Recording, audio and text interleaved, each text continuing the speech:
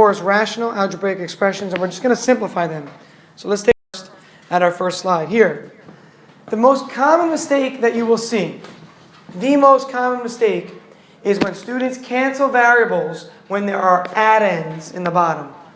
You can't cancel these x's here. And a lot of people say, well, let me cancel these, put a 1 in both spots. Well, that becomes either 1 over 2, or you can make it 1 over 3. Some people just completely ignore this 1 here and say, oh, it's 1 over 2, right? Or they'll say, oh, it's 1 over 1 plus 2, which is 1 over 3. Both of those are not correct, really, though. Okay, so we cannot just cancel these things. You can't cancel them. Why can you not cancel them? Anybody know why? You're always told things, but do you actually know why? And think about why you can cancel certain things to then understand why you cannot cancel here. When can you cancel something in a fraction? When it's being multiplied. Yeah, when it's being multiplied, exactly. So if I have like something like this, x over x times 2, or 2x, right? The x is definitely canceled. We know that. They cancel. It's a fact. We've done it before. So if I have something like 12 over 4, that doesn't work because that's going to give me a whole number. Let's do 4 over 12. How come I can reduce this? We all know what it comes out to, but how come I can reduce this? Georgia. Yeah, so what are the factors of 12, Georgia? 1, 6, Well, the ones that help us to cancel. 4 and 3. Yeah. This is the reason, right? That's the reason we can reduce. And people forget that all the time. We say, oh, 4 over 12, that's 1/3. That's easy. But the real reason is because these are factors. Those becomes 1. 1 over the quantity 1 times 3 is 1/3. So please remember, for this entire section, because you're going to be tempted, you really will, to cancel things. But if they're not factors, they cannot be canceled. Is that clear? Only factors can be reduced, not addends. These are addends, these x and 2. Or these are called terms or addends, either one. Okay, but factors are what we can cancel. This example looks intense because there's a lot of words. It's not. I just wanted you to see something where you'll have some sort of application, and this is one with electric charges. So Wikipedia defines the electric field intensity as the force per unit charge, or per unit positive charge, that would be experienced by a stationary point. And the formula that you actually have in physics is the following. Some function e of t equals f of t over q. Now, q is some constant, it's some number, some charge. And we're going to be told here where f of t is what's called the electric force, okay, on the test particle, and q is the actual charge.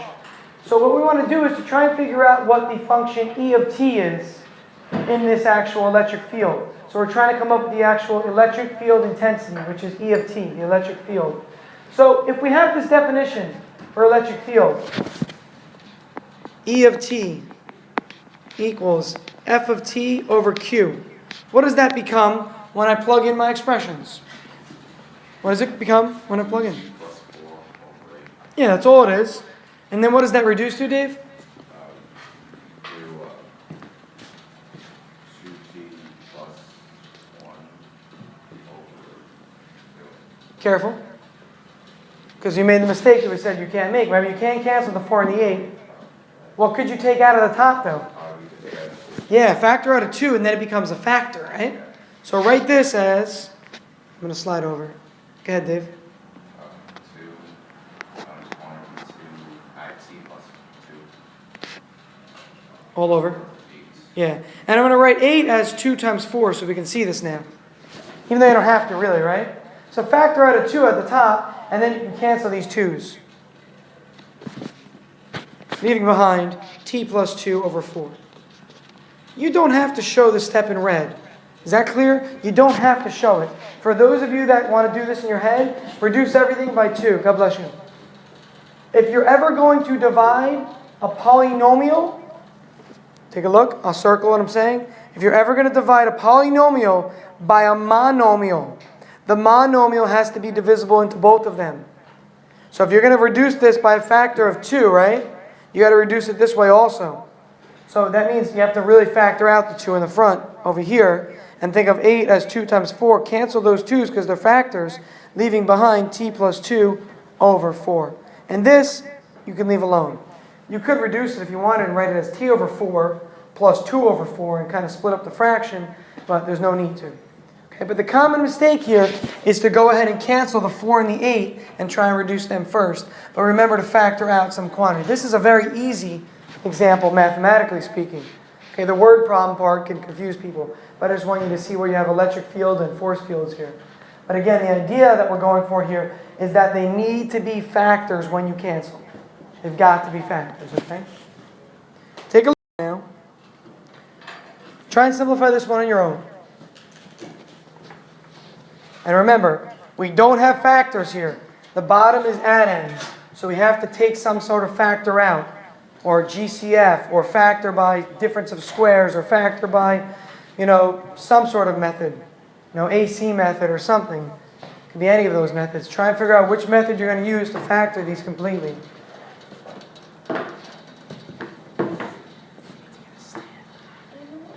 Why doesn't it? So what's the deal? Doesn't work? It's like an awkward angle. Like when you put this Yeah. in, and then it's like, it stays up like this, so it's hard to write on. That's the kind of. And what about like this? Yeah, but you can't do it because it comes out and pops out. Just to make it easier, I always see you fidgeting with it, that's why. It's so frustrating. The struggle is real. I know. You can't tell. Ever hear the term first world problems? Yeah. Yeah. I have a feeling that might be one of them. I'm gonna.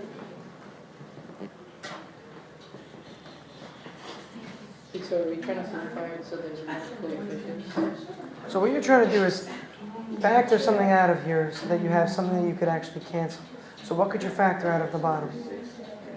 Oh, 6, you can factor I see what you're doing though. What you're doing is alright. You're reducing everything by a factor of 2 to start, right?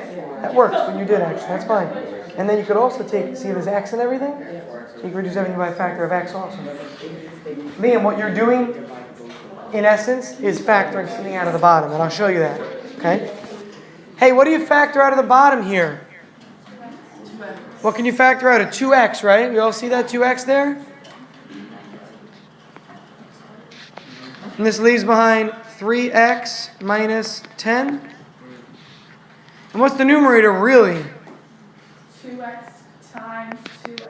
Yeah, that's what the numerator really is, isn't it? 2x times 2x is 4x squared. So we get rid of this coefficient in the front here, and we're left with our answer.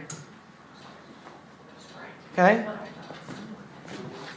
And Liam, remember you did the same exact thing. Instead of factoring them out though, Liam noticed right away, well, these all have x in them, and they all have a multiple or a factor of 2 in them. So let's just reduce them all by 2 and reduce them all by x. And he went straight to the answer without pulling that out. And that's fine. If you see that everything has a common factor, every single term does, then you could cancel them all out. Focus on this, please.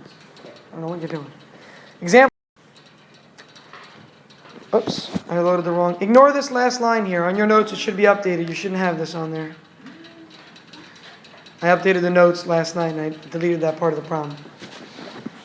If h of x equals x squared plus 7x plus 12, and g of x equals x squared plus 2x minus 3, and we're told that k of x is really h of x over g of x, God bless you, then find out what k of x is.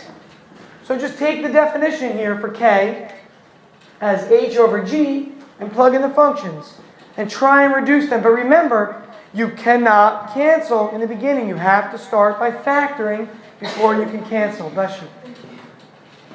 So go ahead and write the expression h over g, whatever you get from that, and make sure you factor the top, factor the bottom, and then try and cancel.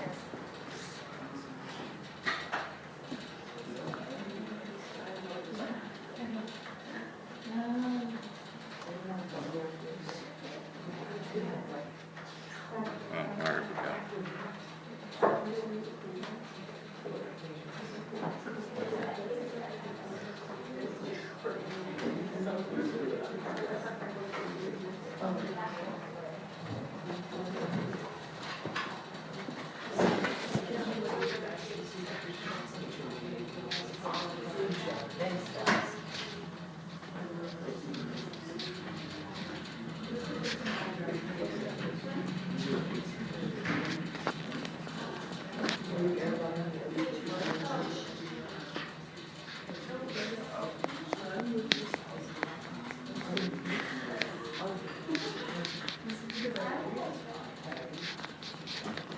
Can somebody help me fill in these blanks?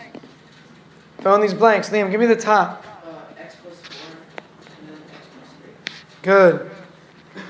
How about the bottom? Somebody else. Francis. X minus 3 and x plus 1. X what? Minus 3. No, it'd be plus 3. What? You switched your negatives and positive signs. Oh, x plus 3. Yeah. And what do you notice conveniently? Dave? X plus 3 is canceled. They're now factors. They can cancel.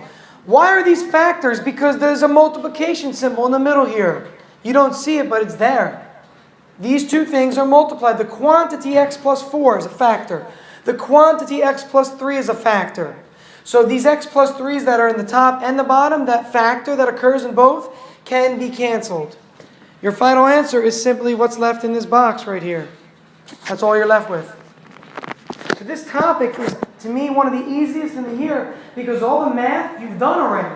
We factored. We learned about rules of canceling exponents. We learned about rules of cancellations with factors. All you need to do is put all that together now.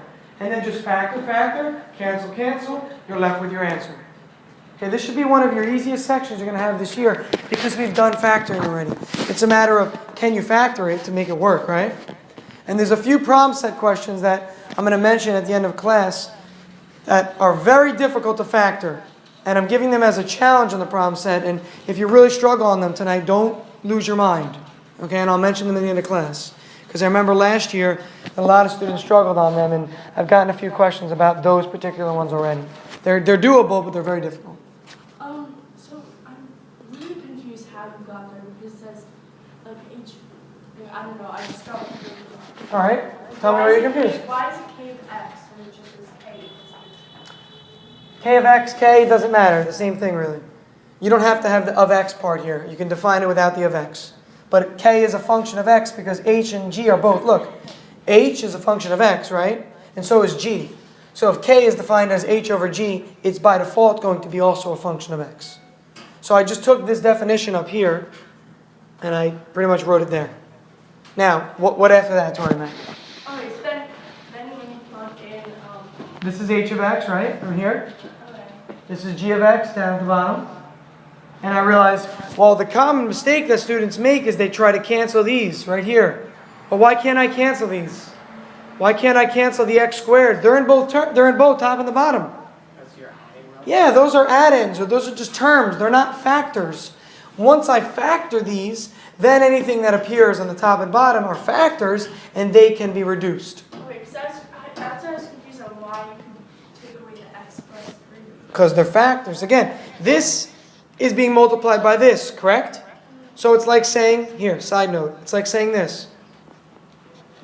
What happens to the x's, Tori May? They cancel.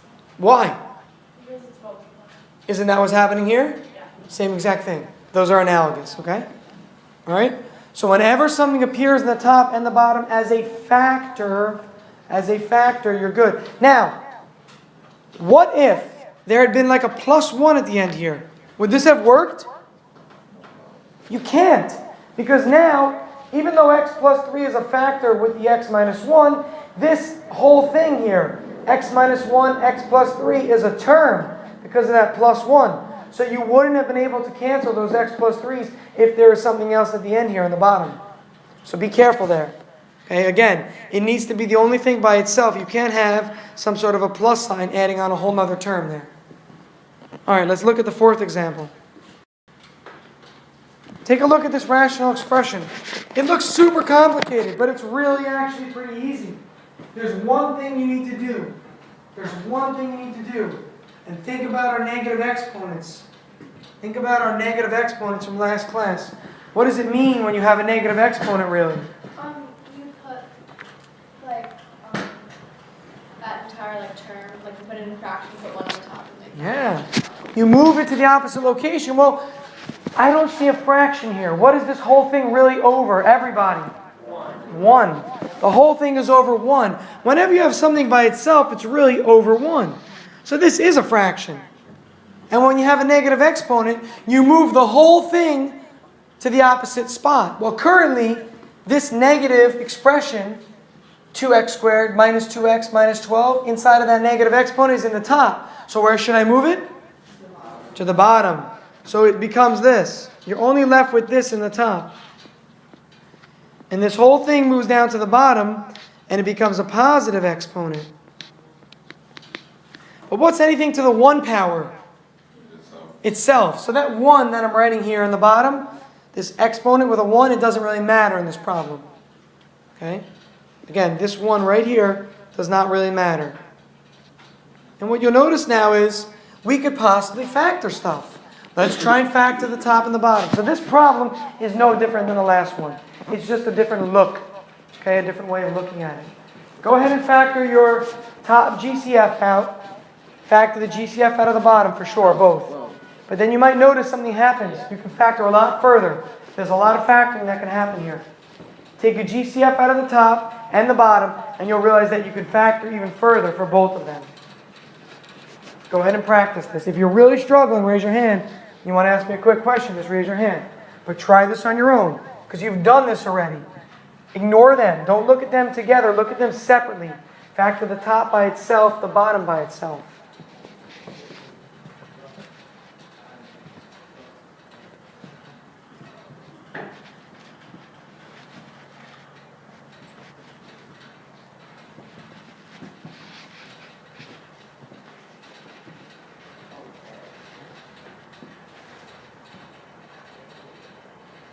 Let me take the 4 out. That doesn't remain 36, right? What does that make? Good. That'll make it easier for you when you factor in.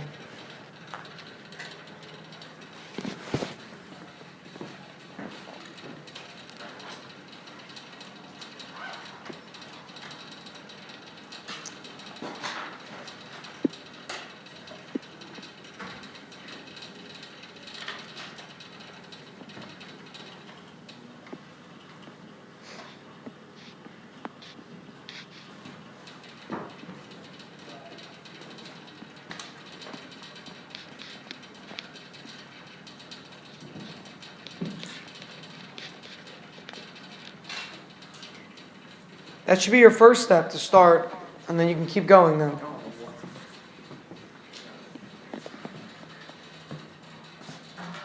Start with that, please, and you can reduce the 4 and the 2, obviously, because they are factors, the 4 and the 2, because they're the greatest common factors.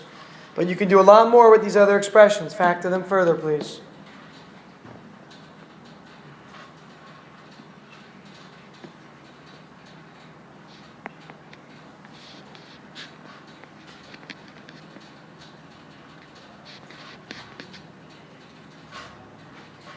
I'm going to reduce it right now and make it easier.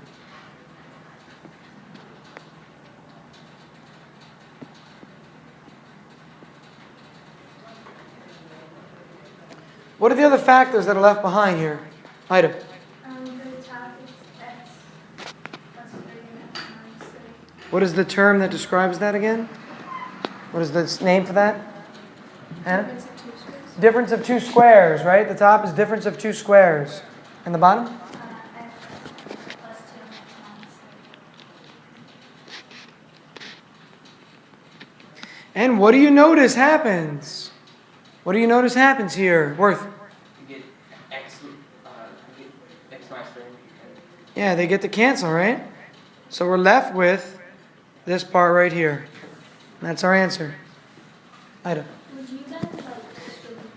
It doesn't matter, but here's something you should know, right? If this were the SAT, this is a great SAT problem right here. The multiple choice might have the 2 distributed, okay? So the answer choice, if it's multiple choice, might look like this. Is everybody with me? So you could distribute that 2 in the numerator and make this 2x plus 6 over x plus 2. So either answer is correct, obviously, but if it were multiple choice, you need to make it look like the right answer. So this answer might not appear. This one in the box, it might appear as 2x plus 6 quantity over the quantity x plus 2. Okay? So is it repeat our row for the top one? Either one's fine. But if it's a free response, you could stop at the bottom there. That's what I'm saying. Okay? One more? Last one. Just to give you guys a small headache before you go today. I'm kidding. It's a difficult one to factor. Okay? Yeah. Alright. The top looks really intimidating at first, but take a look and notice something about it. It's one of our special patterns. The bottom, it might be useful to use AC method, but at the same time, use your context clues. If a factor appears in the top that you get, it might also appear in the bottom, so you can cancel it, right? So that might help you, instead of going through all the AC method work. You don't really need to use AC method here if you can pick up on the pattern. It's a little bit tricky, which to save you time. Do the top for sure, and then the bottom, wait. Try to use the top to help you figure out what the bottom is.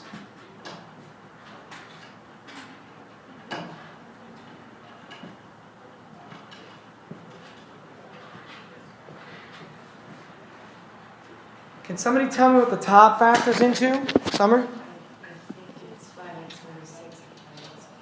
I think it is also. 5x minus 6, 5x plus 6. Very good. Now, the bottom, yeah, you're going to use AC method if you just factor it. But for these problems, isn't there a good chance that whatever's in the top, one of them is going to appear in the bottom also? Because the cancel, that has to happen. 5x minus 6 or 5x plus 6 probably appears in the bottom somewhere. So let's start by writing this as 5x and writing this with a 6. And it's probably going to be a plus or minus there. If that were the case, what needs to go in this one? You don't need to give me the middle sign. Just give me the numbers that should appear there. 2x and 3. Yeah, there's got to be a 2x and a 3. Here's how Worth knows that. 2x times 5x gives you this 10x squared in the front. And the 6 times the 3 gives you the 18 in the back. Now, the 18 at the back is negative, isn't it? So this is going to be plus and minus, or minus and plus. One or the other. Is that clear? Again, the only way to get a negative 18 is by having this as a negative and this as a positive, or vice versa. This as a positive and this as a negative. Now, the question becomes which way works. It's just a matter of trying it. Okay, look at your middle term. Your middle term needs to be what? Positive 3. And the middle term comes from when you FOIL. When you FOIL these two, what do you get here? 12x. When you FOIL these, what do you get? So shouldn't the 15x be the positive one to give you a positive? So tack on the positive here and make that a negative there. This will give you positive 15x. This will give you a negative 12x, which yields the 3x in the middle. That's how you can help and use trial and error to help you. Okay, the 5x times the 2x gives you the 10x squared in the front. The negative 6 times the positive 3 gives you the negative 18 at the end. But it helps you with context clues. If you're confused or if this is a little bit difficult, just use AC method. That works. But try to use your context clues to help you get a hint as to what it might be. Okay? Cancel, cancel. Here's your answer. You cannot reduce it. You cannot reduce it. Please do not try to reduce the 6 and the 3. They're clearly not factors anymore. When I write this as a fraction, I can drop the parentheses and I can clearly see that nothing here, the 6 and the 3 are not factors. They are clearly terms or addends. Okay, I saw a hand pop up. Was it answered? You sure? Yeah. Okay. Other questions on this example? It seems difficult because of the way it's set up, but this is how you finish the SAT. Those sections, there's 20 questions and you have like 20 minutes. So you have a minute a question. If you use AC method here, there's a good chance it's going to take you longer. This would be one of the more difficult questions because of the difficult nature of the factoring that occurs here. Now, with that said, most of the factor on the SAT is very simple. It's basic factoring. Difference of two squares, and then factoring that doesn't have a coefficient, God bless you, like a 10 in the front. It would just be something without it. So the factoring in the SAT is pretty easy compared to what we do. There's no difference of cubes, I don't think, at all. Difference in sum of cubes on the SAT exam. If you use a log calculus and other math, you'll see it. But just so you have a heads up. But again, save yourself time. Okay, save yourself time. Where's the homework from? Yeah, from 5-4 and then the review from 3-2 on this one. Okay, they're multiples of 3. Now, I don't want you to do this tonight. What I want you to do tonight is finish up your problem sets because they're due tomorrow. You should have already done 4-9 for sure. You should have definitely, hopefully, done that over break. You had all that time over break to do that. It would have been very useful. That's why I encouraged it. 5-1 and 5-2 homework you did last night. So you probably haven't gotten around to getting to much of that tonight. Now, the problem set from 5.4 I want to quickly look at and adjust. So give me a minute.